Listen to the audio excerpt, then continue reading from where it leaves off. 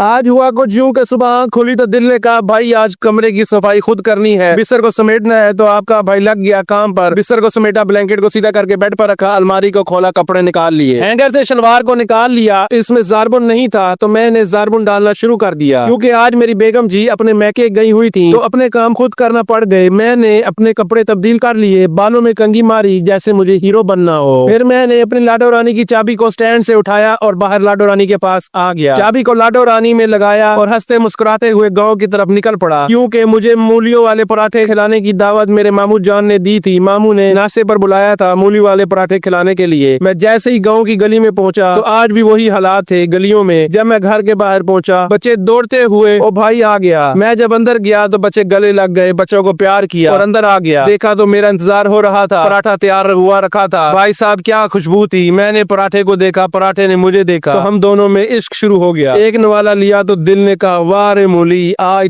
تو نے جیت لیا دل۔